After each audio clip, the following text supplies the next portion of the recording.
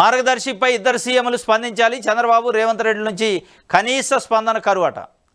మరి కనీస స్పందన కరువు ఉండకపోతే ఏముంటుంది? వాళ్ళు వీరాది వీర భక్తులే రామోజీరావుకి. ఎట్లా స్పందిస్తారని ఉండవెల్లి అరుణ్ కుమార్ గారు అనుకుంటుండు. వాళ్ళు స్పందిస్తారా? అది అనుకోవటం, ఆశించడం దండగది. చంద్రబాబు రేవంత్ రెడ్డిల నుంచి కనీస స్పందన కరువు. హైకోర్టు ఆదేశాలతోనైనా చలనం వస్తుందని భావించొద్దు మీరు. రాదు. వాళ్ళు ఇంకేమైనా ఉంటే మార్గదర్శి చిట్ ఫండ్ని ఈనాడుని కాపాడటానికి చూస్తారు తప్ప దానిపైన స్పందన ఏదైనా ఉంటే ఆ విధంగా ఉంటుంది. స్పందన కాపాడే స్పందన ఉంటుంది తప్ప దాన్ని ఇరుకును పెట్టే స్పందన ఉండదు. దాన్ని నిజాలను బయట పెట్టే స్పందన ఇటు తెలంగాణ ముఖ్యమంత్రికి కానీ ఆంధ్ర ముఖ్యమంత్రికి కానీ ఉండదు. దాంట్లో స్పష్టం. గత ప్రభుత్వం ఇంప్లీడ్ కావడంతో కేసుకు బలం చేకూరింది. ఇప్పుడు చంద్రబాబు ఏం చేస్తారో చూడాలి. ఏం చేస్తారో చూడటం ఏం లేదు.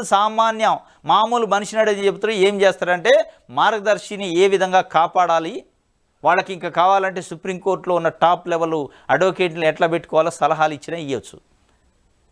ఇక చూసేది ఏం లేదు అందులో.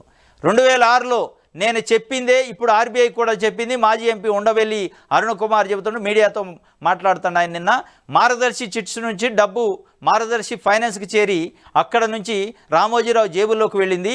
ఈనాడు పత్రికను అడ్డం పెట్టుకొని మార్గదర్శి నిర్వాహకులు చట్టవిరుద్ధంగా వ్యవహరిస్తున్నారు.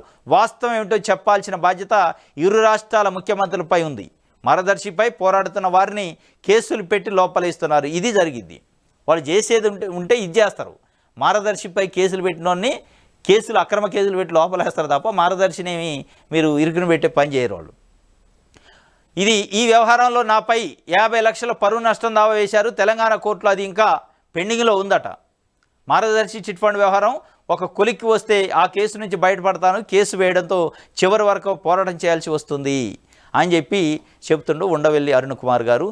ఇది పరిస్థితి. ఏమైనా స్పందిస్తారేమని చూస్తున్నట్టు వాళ్ళు స్పందించరు. మన లేదు, అయ్యి ఉట్టిదే అదంతా.